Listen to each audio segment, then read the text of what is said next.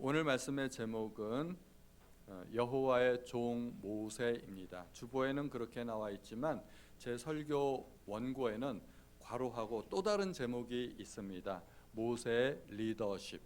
오늘은 리더십에 관한 이야기를 한번 좀 나눠보고자 합니다. 초등학교에서는 보통 어떤 낱말을 주고 그 낱말의 의미를 정확하게 깨닫게 하기 위해서 짧은 글짓기를 시키는 경우가 많습니다. 그러면 아이들이 보통 잘 합니다. 보통 짧은 글짓기를 잘 하기 때문에 선생님이 좀 어려운 제시어를 주었습니다. 리더십. 이번엔 영어로 과제를 줄 테니까 리더십이라는 말로 짧은 글짓기를 해봐라 했더니 어떤 아이가 영어가 차라리 더 쉽다 그랬대요. 여러분들 같으면 어떻게 짧은 글짓기를 하시겠어요? 금방 떠오르시죠? 어렵지 않게 한 문장 떠오르실 수 있을 겁니다. 근데 저는 그 아이가 천재인 것 같아요. 끝났잖아요. 영어가 차라리 더 쉽다. 영어가 차라리 더 쉽다. 말 되죠? 리더십이라는 말로 짧은 글짓기 했잖아요. 그죠? 이 아이는 앞으로 크게 될 아이일 것 같아요.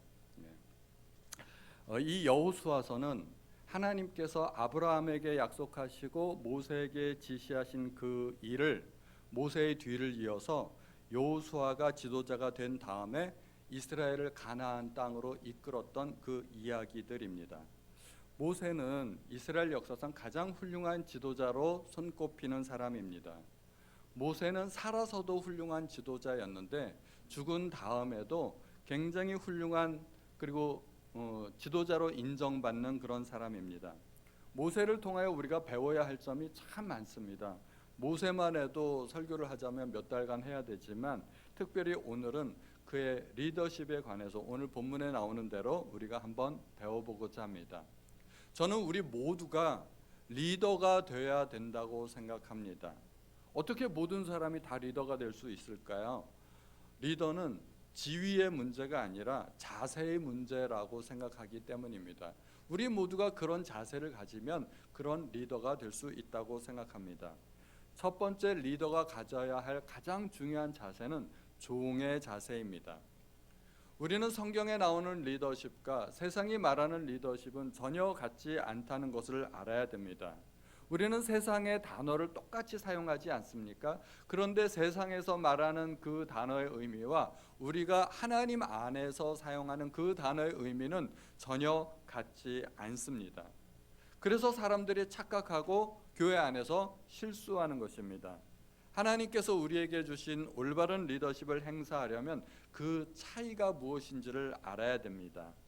예수님도 세상의 리더십과 제자들의 리더십은 다르다는 것을 말씀해 주셨습니다. 마태복음에 예수께서 제자들을 불러다가 이르시되 이방인의 집권자들이 그들을 임의로 주관하고 그 고관들이 그들에게 권세를 부리는 줄을 너희가 알거니와 너희 중에는 그렇지 않아야 하나니 너희 중에 누구든지 크고자 하는 자는 너희를 섬기는 자가 되고 너희 중에 누구든지 으뜸이 되고자 하는 자는 너희의 종이 되어야 하리라. 주님께서 뭐라고 하셨어요? 너희 중에는 그렇지 않아야 하나니. 다르다는 이야기입니다. 세상의 생각을 가지고 교회에 와서 행세하려고 하지 말라는 이야기입니다. 세상의 리더십은 높은 자, 권세 있는 사람을 의미합니다. 한 국가에서 최고 리더십은 당연히 대통령이죠. 기업에서 최고 리더십은 기업의 회장입니다. 학교에서는 교장이죠. 학급에서는 반장이고 어느 모임에나 회장이 있습니다. 그 회장이 그 모임의 리더십입니다. 그러므로 리더란 사람은 그 모임에서 가장 높은 사람을 의미한다고 볼 수 있습니다. 성경에서 말하는 지도자, 리더는 누구일까요? 오히려 반대입니다. 하나님의 종을 의미합니다. 이것이 성경의 리더십과 세상의 리더십의 가장 큰 차이라고 저는 생각합니다. 이것을 알아야 됩니다. 권위는 하나님께서 세워주시는 것입니다. 그래서 성경에서 훌륭한 지도자일수록 자기를 드러내지 않고 하나님을 드러내었던 것입니다.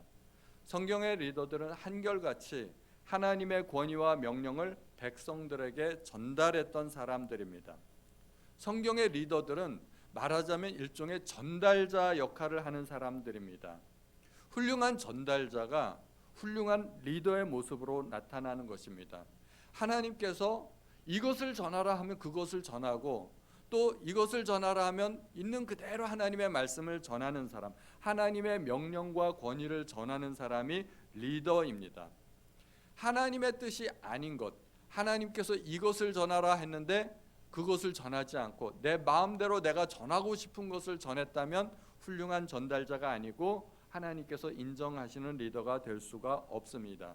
그래서 가장 온전한 종의 모습을 가진 사람이 가장 훌륭한 리더가 될 수 있습니다. 하나님 앞에서 종의 모습을 가진 사람이야말로 하나님께서 지도자의 권위를 세워주신다는 것입니다. 오늘 모세를 보면 모세에게 딱 알맞는 표현이 하나 나오는데 그것이 종이라는 단어입니다. 1절에 보면 여호와의 종 모세가 죽은 후에, 이 글은 여호수아가 쓴 글입니다.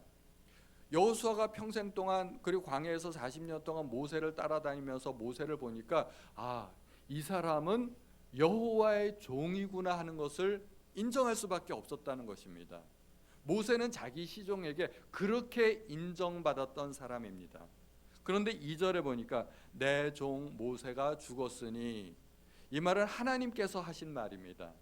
하나님께서도 모세를 종으로 인정하셨다는 것입니다. 어떤 사람들은 자기가 주의 종이라고 이야기를 해요.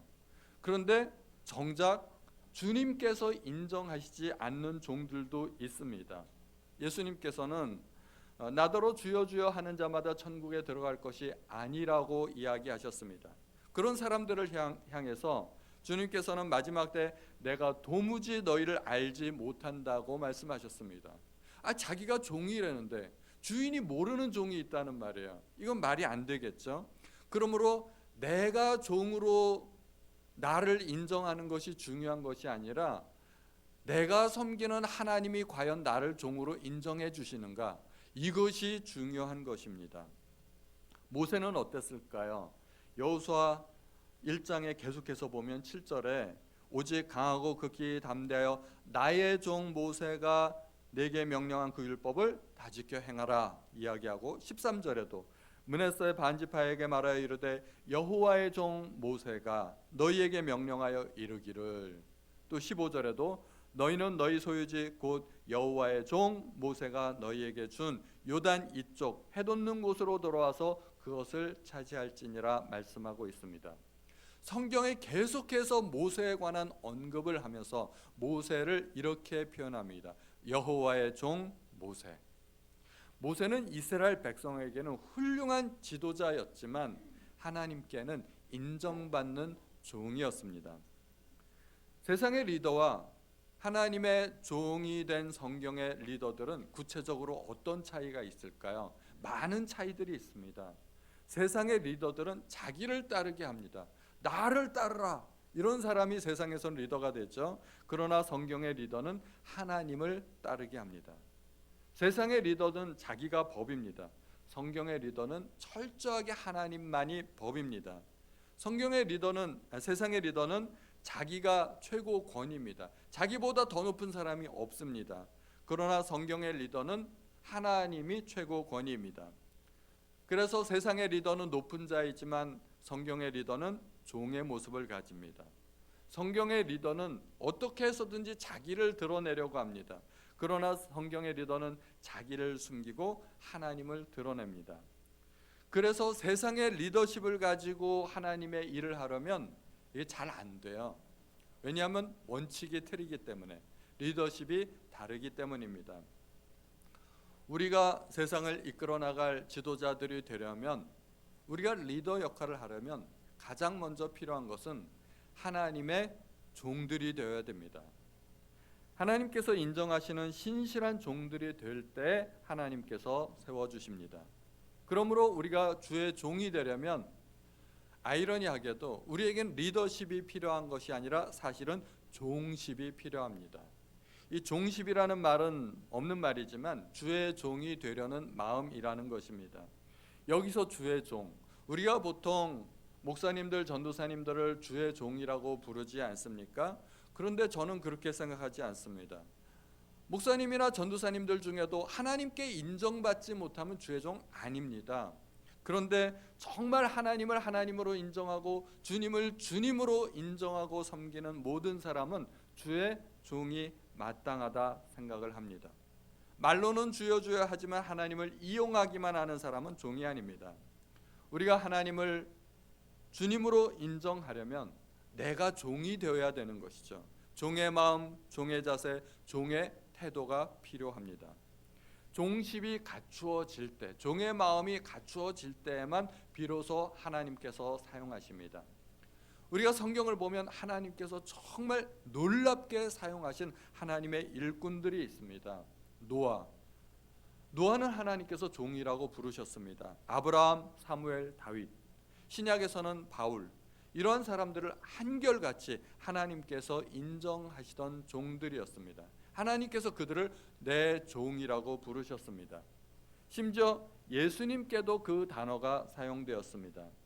메시아 예언에 관한 이사야서 말씀 42장 1절에 내가 붙드는 나의 종, 내 마음에 기뻐하는 자 곧 내가 택한 사람을 보라. 내가 나의 영을 그에게 주었은즉 그가 이방에 정의를 베풀리라. 이 말씀은 메시아 예언이죠. 메시아에 관해서 하나님은 나의 종이라 말씀하십니다. 그러므로 우리가 리더를 되기를 희망한다면 우리는 리더십을 갖추기 전에 먼저 하나님의 종이 되어야 됩니다. 종십을 갖추고 종의 자세를 갖추어야 한다는 것이죠. 그리고 두 번째 리더는 사명을 나눌 수 있는 사람이어야 합니다. 하나님께서는 모세를 불러서 내 백성을 애굽에서 끌어내어 젖과 꿀이 흐르는 땅으로 인도하여 드리라 말씀하셨습니다. 모세에게 사명을 주신 것이죠. 그런데 모세는 끝내 사명을 완수하지 못하고 죽었습니다. 자기가 이스라엘 백성을 가나안 땅에 들이지도 못했고 심지어 자기도 못 들어갔습니다. 세상적으로 보면 모세를 어떻게 평가해야 될까요? 모세는 실패자입니다. 그러나 성경에서 보이는 그 모세는 실패자일까요? 우리는 모세를 실패자라고 말할 수 있을까요? 그렇지 않습니다. 그는 성공했습니다. 하나님께 인정받는 종이었고 그리고 그는 성공했습니다. 그는 비록 가나안 땅에 직접 들어가지는 못했지만 이스라엘은 어떻게 됩니까? 결국은 들어갔습니다. 모세가 하지는 않았지만 결국 이스라엘은 가나안에 들어갔고 사명이 완수되었기 때문에 그래서 모세는 실패자라고 우리는 부르지 않습니다. 오늘 본문에 보면 하나님께서 처음에 모세에게 주셨던 그 사명이 여호수아에게로 이양되는 모습을 볼 수 있습니다. 1장 3절에 내가 모세에게 말한 바와 같이 너희 발바닥으로 밟는 곳은 모두 내가 너희에게 주었다고 하십니다. 최초의 사명은 모세에게 주어졌지만 이제는 그 사명이 여호수아에게 전달되었습니다. 그러므로 참된 지도자는 자기의 사명을 기꺼이 다른 사람과 나눌 수 있고 전달할 수 있는 마음을 가진 사람입니다. 세상의 리더들은 그의 죽음과 함께 그의 모든 사명이 끝나기 마련입니다. 그래서 당대의 업적을 이루지 못한 사람들은 세상에서 인정받지 못하는 경우가 많습니다. 예를 들어서 제가 놀라운 계획을 가지고 있어요. 계획만 다 세워놓고 제가 은퇴를 했어요. 그리고 다른 사람이 제 자리를 이어받아서 그 계획을 사업을 완수했다. 그것이 뭐 대통령이라도 좋고 뭐 장관이라도 좋고 누구라도. 그러면은 업적을 계획한 사람이 인정받을까요? 업적을 이룬 사람이 인정을 받을까요? 사실은 업적을 이룬 사람이 인정받게 되어 있습니다. 세상의 지도자들이 바뀌는 순간 모든 정책이 다 바뀌게 되어 있습니다. 그래서 세상 사람들은 어떻게 해서든지 자기 때에 뭔가를 이루어 보려고 그렇게 애를 쓰는 것입니다. 그러나 주의 종은 다릅니다. 목숨보다 큰 것이 사명입니다. 오늘 본문에서 이스라엘의 출애굽이 모세에게서 여호수아에게로 이어지고 있습니다. 하나님의 종들은 하나님의 크신 계획 가운데 아주 지극히 작은 일부일 뿐입니다. 하나님의 계획은 우주적인 계획입니다. 우리는 그 계획의 아주 작은 일부일 뿐이라는 것입니다. 꼭 내가 모든 것을 다 해야 된다는 법이 없습니다. 누구라도 사명을 완수하면 그뿐입니다. 중요한 것은 사명의 완수이지 그 사명을 누가 완수했느냐 하는 것은 중요하지 않다는 것입니다.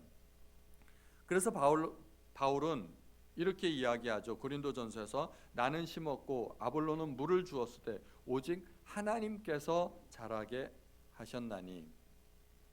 고린도 교회가 이파저파 나뉘어서 4분 5열 있지 않았습니까? 교회가 막 쪼개지기 일보 직전입니다. 교회 내에 바울파도 있었고 아볼로파도 있었고 교회가 갈라지기 시작하자 바울은 고린도 성도들에게 편지를 쓰면서 바울과 아볼로는 경쟁자가 아니고 동역자라고 이야기합니다. 그들은 서로 다른 역할을 맡았을 뿐이라고 설명을 합니다. 그들은 서로 자기가 하겠다고 다투지 않았습니다. 협력자니까. 세상에서는 어때요? 싸우잖아요. 서로 대통령 하겠다고, 서로 국회의원 하겠다고, 서로 구청장 하겠다고 서로 선거하고 투표하고 다툽니다. 주의 종들은 다투지 않습니다. 내가 못하면 어때? 내가 못하면 다른 사람이 하면 되지. 그러므로 우리는 하나님께서 주신 사명을 위하여 내가 하지 못하는 부분을 다른 사람이 할 수도 있는 것에 대해서 인정해야 된다는 것입니다. 모세가 못하는 것을 여호수아가 했다고 해서 그렇다고 해서 뭐 큰 문제가 생기는 것 아니지 않습니까? 여기에서 우리가 배울 수 있는 것은 일을 하는 것도 순종이지만 안 하는 것도 순종이라는 것입니다. 하나님께서 가라 하실 때는 가야 됩니다. 가는 게 순종입니다. 그런데 하나님께서 어느 순간에 멈추라고 말씀하십니다. 그만 거기까지. 그때 거기서 멈추는 것이 순종입니다. 내가 더 할 수 있는데요. 그러면서 열심히 자기의 가던 길을 가는 것, 그것은 열심이 아니라 그것은 불순종이 되는 것입니다. 사실은 그것이 굉장히 어려운 일입니다. 가는 것보다 멈추는 것이 훨씬 어려운 일입니다. 왜냐하면 우리는 멈추는 것을 통해서 인정받기보다는 가는 것을 통해서 뭔가 이루는 것을 통해서 인정받는 경우가 많기 때문입니다. 그런데 정말 하나님 앞에 쓰임받는 종들은 하나님께서 마지막 테스트를 한번 해보시는 것 같아요. 그게 거절의 시험입니다. 하지 마라 하실 때 안 할 수 있느냐? 그거 안 할 수 있으면 내가 너를 종으로 인정하겠다 하는 것이죠. 멈출 수 있는 것, 그것이야말로 대단히 큰 용기이고 신앙입니다. 가나안을 코앞에 두고 모세는 입성을 거절당했습니다. 세상에 40년간은 모세가 백성을 이끌었는데 이제 막 가나안 땅에 들어가려고 하는 찰나에 가나안 땅이 저기 보이는데 거기서 모세가 거절당하는 것입니다. 물론 핑계는 있었죠. 하나님의 핑계는 네가 내 말 안 듣고 반석을 지팡이로 때렸기 때문이야. 뭐 하나님께서 이렇게 말씀은 하시지만 제가 보기에는 일종의 테스트 아닐까 생각이 됩니다. 아직도 모세는 충분하죠. 모세의 눈이 흐리지 않았고 기력이 왕성하고 하나님 제가 더 할 수 있는데요. 모세는 얼마든지 더 할 수 있었습니다. 그런데 하나님께서 그만 거기까지. 모세는 순종할 수 있었을까요? 결국은 순종했습니다. 그래서 모세가 하나님께 인정받은 것입니다. 사실 모세 입장에서는 억울한 부분도 있죠. 억울한 부분도 있는데 모세가 그것까지 순종할 수 있어야 진짜 하나님의 종이 된다는 것입니다. 다윗은 하나님을 섬기기 위한 열정에서 성전을 짓고 싶어 했습니다. 그러나 다윗도 거절당했습니다. 바울은 몸의 가시를 없애달라고 3번이나 하나님 앞에 기도했습니다. 바울도 거절당했습니다. 바울이 자기의 몸의 편의를 위해서 기도한 것 아니지 않습니까? 내가 몸이 건강하면 내가 더 열심히 하나님의 일을 할 수가 있고 내가 더 잘 하나님의 일을 할 수 있습니다. 하나님의 영광을 위해서 내 몸의 가시를 제거해 주십시오. 그랬는데 하나님께서 거절하셨습니다. 바울도 거절당했습니다. 심지어 예수님도 거절당했습니다. 십자가를 앞두고 예수님은 할 수만 있다면 이 잔이 내게서 지나가게 하여 주옵소서. 그 고통을 예수님은 당하고 싶지 않았습니다. 예수님이 그렇게 눈물과 통곡으로 하나님 앞에 기도했는데 그 십자가를 예수님은 통과하실 수 없었습니다. 하나님의 대답은 노였습니다. 하나님의 종들은 거절도 수용할 수 있어야 됩니다. 이 거절을 수용하는 것이 생각보다 쉽지 않습니다. 우리 성도님들 중에 하나님을 섬기기 위해서 열심히 특심인 분들이 있죠. 내가 주님을 위해서 이것도 하고 저것도 하고 여러 가지 일을 해보겠다고 생각하시는 분들이 있습니다. 근데 그런 분들한테 그거 안 하시면 좋겠는데요, 이렇게 말씀드리면 어떤 반응이 올까요? 섭섭하죠. 내가 주님을 위해서 희생하겠다는데, 내가 헌신하겠다는데, 나를 위해서 하는 일도 아니고 내가 하나님을 위해서, 내가 교회를 사랑하는 마음에 한번 해보겠다는데 하지 말라고 하면 시험 들기 딱 좋은 것이죠. 또 직분에서 탈락하면 시험에 듭니다. 우리 성도님들은 거절의 시험을 잘 통과하실 수 있기 바랍니다. 세상에서는 어떻게든지 내가 해보겠다고 하는데 멈추라고 하면 멈출 수 없는 거잖아요. 그래서 세상의 리더십은 어떻게 해서든지 물러나지 않으려고 합니다. 지금 세상에서 벌어지고 있는 일이 그런 일 아니겠습니까? 한편에서 물러나라고 하고 한편에서 물러나지 않겠다고 하고, 이게 문제가 됩니다. 그러나 우리는 하나님께서 멈추라고 하면 우리는 언제든지 멈춰야 됩니다. 그래야 진짜 종이 되고 하나님께 인정받는 일꾼이 됩니다. 세 번째로 훌륭한 지도자는 하나님과 동행하는 지도자입니다. 여호수아 1장 5절 우리 같이 한번 읽어보죠. 시작. 내 평생에 너를 능히 대적할 자가 없으리니 내가 모세와 함께 있었던 것 같이 너와 함께 있을 것임이니라. 내가 너를 떠나지 아니하며 버리지 아니하리니. 아멘. 하나님은 광야에서 40년간 모세와 함께 계셨습니다. 그리고 이제는 여호수아와 함께 있겠다고 말씀하십니다. 여호수아를 단지 위로하기 위해서 하신 말씀이 아닙니다. 지도자에게는 그것이 가장 필요하기 때문입니다. 하나님께서는 모세의 평생에 함께하여 주셨습니다. 그것이 모세가 가진 가장 큰 능력이고 사실 가장 큰 훌륭한 점이었습니다. 세상의 지도자들은 자기 능력을 과시합니다. 그런데 하나님의 종들은 반대입니다. 무능력을 자랑할 수 있어야 됩니다. 왜냐하면 내가 무능력해야, 내가 못해야 하나님께서 도와주시고 하나님께서 영광 받으시기 때문입니다. 내가 잘하면, 내가 열심히 해서, 내가 유능해서 이것도 하고 저것도 하고 훌륭한 업적을 이루면 누가 영광 받아요? 제가 영광 받습니다. 하나님께서 1도 안 도와주셔도 내가 잘하면 일이 이루어질 수 있죠. 그럼 내가 영광 받는다는 것입니다. 주의 종들은 그렇게 하면 안 됩니다. 그래서 바울은 자기의 약한 것들을 자랑하겠다고 이야기합니다. 고린도후서 11장 30절에 내가 부득불 자랑할진대 내가 약한 것을 자랑하리라. 바울은 자기의 못난 것, 자기의 부족한 것, 자기의 연약한 것, 자기가 잘 못하는 것, 그러한 것들을 자랑했다는 거예요. 나 약하지만 하나님께서 도와주셔서 나 이거 했어, 이거 하나님의 능력이야, 이렇게 자랑했다는 것입니다. 내가 약해야 하나님의 능력이 드러나기 때문입니다. 주의 종들은 공동체에서 모범이 되어야 됩니다. 어떤 모범을 보여야 될까요? 내 능력으로 일하는 것이 아니라 하나님의 능력으로 일하는 것을 보여주어야 됩니다. 하나님께서 나와 함께 하신다, 내가 가진 모든 것을 하나님께서 나에게 주신 것이다, 이런 것들을 보여줄 수 있어야 됩니다. 모세가 언제 자기 능력을 보여준 적 있나요? 진짜로 모세는 무능력했습니다. 80세에 모세가 뭘 할 수 있겠습니까? 그런데 하나님께서 함께 하시니까 엄청난 일들이 벌어졌습니다. 애굽에서 10가지 재앙이 일어났습니다. 그 일을 통해서 모세가 영광 받았나요? 하나님이 영광 받으셨습니다. 바로 군대가 추격해 올 때 홍해가 갈라졌습니다. 그 일을 통해서 모세가 영광 받았나요? 하나님이 영광 받으셨습니다. 모세가 지팡이로 반석을 치니까 반석이 갈라져서 샘물이 터져 나오고 하늘에서 만나가 내리고 메추라기가 내리고 모세가 했나요? 모세를 통해서 하나님이 하신 일들입니다. 그 모든 일들을 통해서 영광 받으신 분은 오직 하나님이시라는 것입니다. 모세는 뭐 했나요? 하나님께서 하라는 대로 했을 뿐입니다. 순종했을 뿐입니다. 그리고 하나님께서 능력을 베풀어 주신 것입니다.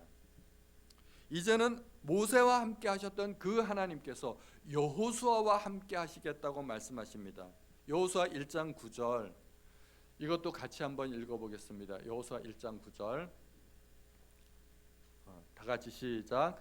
내가 네게 명령한 것이 아니냐? 강하고 담대하라. 두려워하지 말며 놀라지 말라. 내가 어디로 가든지 내 하나님 여호와가 너와 함께 하느니라 하시니라. 아멘. 이게 단순한 위로가 아니라고 말씀드렸죠. 여호수아에게 괜히 빈말로 위로하기 위해서, 격려하기 위해서 하신 말씀이 아닙니다. 지도자에게는 이것이 가장 필요하기 때문입니다. 하나님의 능력을 덧입는 것. 크리스천 지도자는 하나님께서 함께 하심으로 대중들에게, 공동체에서 인정받고 신뢰를 받을 수 있습니다. 크리스천 리더가 보여주는 가장 좋은 모습, 내가 할 수 있다, 이거는 크리스천 리더가 보여줄 수 있는 자세가 아닙니다. 하나님이 내 기도를 들어주셨고 하나님은 나와 함께 하신다. 나는 할 수 없지만 하나님이 나와 함께 하시기 때문에 내가 그 일을 할 수 있다. 하나님께서 나를 통해서 하신다. 이런 것들을 보여주어야 된다는 것입니다. 세상의 리더십에 우리는 속지 말아야 됩니다. 세상의 리더십에 속으면 우리는 자꾸 뭔가를 갖추려고 해요. 그래서 많이 배워야 되고 학벌을 갖추어야 되고 박사학위도 따야 되고 스펙도 갖춰야 되고, 그런 것에 연연하게 되면 그것은 세상의 리더십에 우리가 속는 것입니다. 우리가 주님의 일을 하려면 주의 능력을 갖추어야 됩니다. 하나님께서 나와 함께 하신다는 사실을 내가 보여줄 수만 있다면 우리는 리더로서 성공한 것입니다. 오히려 나에게 갖춘 것이 없어야 하나님의 능력을 보여주기가 쉽다는 것입니다. 마지막으로 리더는 법을 지켜야 됩니다. 모세는 하나님으로부터 율법을 받았죠. 십계명 직접 받았습니다. 그리고 모세는 자기가 받은 법을 여호수아에게 전달했습니다. 1장 7절에 오직 강하고 극히 담대하여 나의 종 모세가 내게 명령한 그 율법을 다 지켜 행하고 우로나 저로나 치우치지 말라. 그리하면 어디로 가든지 형통하리니. 지도자가 마땅히 법을 지켜야 됩니다. 그 법이란 하나님의 법이죠. 하나님께서 주신 법을 지킨다는 것은 하나님의 권위 안에 있다는 의미입니다. 지도자란 하나님의 리더십을 백성에게 전달하는 전달자, 대리자일 뿐입니다. 그러므로 지도자가 백성을 올바르게 인도하기 위해서는 지도자가 먼저 하나님의 뜻이 무엇인지를 잘 알아야 됩니다. 그래서 리더는 하나님의 말씀을 묵상하고 준수해야 됩니다. 하나님의 말씀이 뭔지도 모르고 하나님의 말씀을 가르칠 수는 없지 않겠습니까? 왕도 마찬가지입니다. 나중에 후대에 가서는 왕이 세워지는데 백성의 최고 리더는 왕이지 않습니까? 그런데 왕이라고 해서 결국 다를 것이 하나도 없습니다. 왕도 하나님의 종이고 왕도 하나님의 말씀을 지켜야 됩니다. 왕의 리더십도 조금도 다르지 않다는 것입니다. 신명기 17장의 말씀에 그가 왕위에 오르거든 이 율법서의 등사본을 레위 사람 제사장 앞에서 책에 기록하여 평생에 자기 옆에 두고 읽어 그의 하나님 여호와 경외하기를 배우며 이 율법의 모든 말과 이 규례를 지켜 행할 것이라. 왕도 법을 지켜야 된다는 것입니다. 왜냐하면 세상의 왕은 최고 권위지만 하나님 나라에서 왕은 하나님의 대리자일 뿐이기 때문입니다.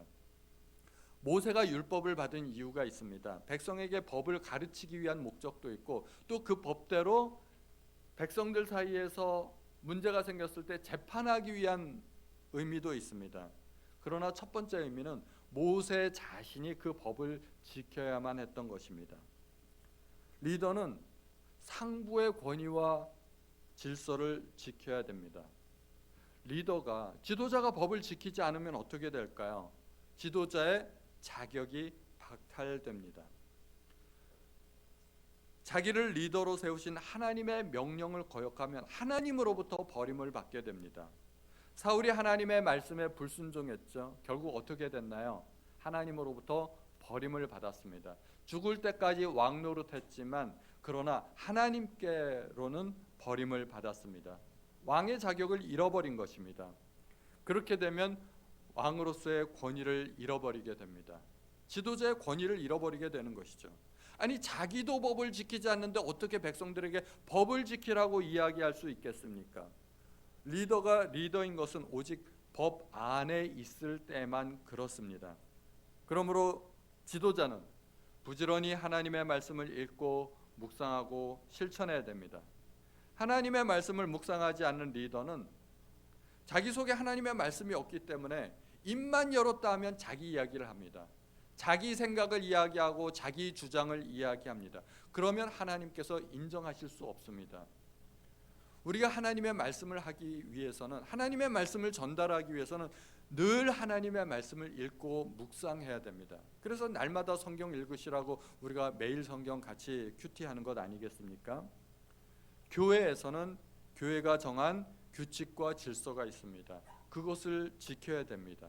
우리 교회도 정관이 있죠. 대부분의 교회가 정관이 있습니다. 그리고 교회 헌법이 있습니다. 이런 것들을 다 지켜야 됩니다. 담임 목사도 공동의회와 재직회의 결정을 따라야 됩니다. 그래서 우리 공동의회에서 결정해 주셨기 때문에 제가 두 번째로 담임 목사가 될 수 있었던 것입니다. 이찬수 목사님 설교를 듣다가 제가 재밌는 대목을 듣게 되었습니다. 교회에서 굉장히 위험한 사람이 있대요. 신천지보다 더 위험한 사람. 그게 누구냐 하면 담임 목사래요. 저는 그 말이 맞다고 생각해요. 이찬수 목사님 뭐라고 했냐면 신천지가 교회에서 기껏 활동해봤자 교회 성도 몇 명 빼가는 것뿐이래요. 성도 몇 명 빼가면 그걸로 끝이래요. 근데 담임 목사가 흔들리기 시작하면 교회 전체가 흔들릴 수 있다는 거예요. 저는 대단히 그 말씀에 공감이 되었습니다. 사실은 교회법을 가장 잘 어기는 사람들이 누구냐 하면은 담임 목사들이에요. 그래서 교단에서 뭐라고 하면 교단 탈퇴하고 뭐 그런 일들이 세상 교회에서 이루어지고 있는 것입니다. 그렇게 하면 안 됩니다. 담임 목사가 가장 먼저 교회의 규칙과 질서를 잘 지켜야 되고 교회의 정관과 재직회와 공동의회의 의결을 잘 따라야 된다는 것입니다. 그래야 교회가 안전합니다. 우리 성도님들은 이러한 리더의 자세를 모두 가지시기를 바랍니다. 리더는 지위나 신분의 문제가 아닙니다. 어떻게 다 리더가 될 수가 있어? 리더가 있으면 팔로워도 있어야 되는 것 아닌가? 그런데 리더의 마음만 가지고 있으면, 리더의 자세가 있으면 저는 그 사람이야말로 리더라고 생각을 합니다. 남전도회 회장은 리더고 남전도회 회원들은 리더가 아닐까요? 제 생각은 그렇지 않습니다. 리더십을 가진 사람이 리더가 됩니다. 누구나 리더십을 가지고 교회를 이끌어갈 수 있습니다. 그것이 교회 조직을 무시하라는 이야기가 아닙니다. 나도 리더인데 그러고서 뭐 교회 조직을 무시하고 마음대로 행동하라는 얘기가 아니죠. 우리 모두가 리더십을 가지고 교회 공동체에 참여해야 된다는 이야기입니다. 우리의 가정과 사회, 국가에서는 리더십 있는 사람을 필요로 합니다. 이렇게 가정과 사회에서 또 국가에서 인재를 필요로 할 때 우리 성도님들은 자격을 갖춘 리더들이 되어서 하나님의 종들이 되시기를 우리 예수님의 이름으로 축원드립니다.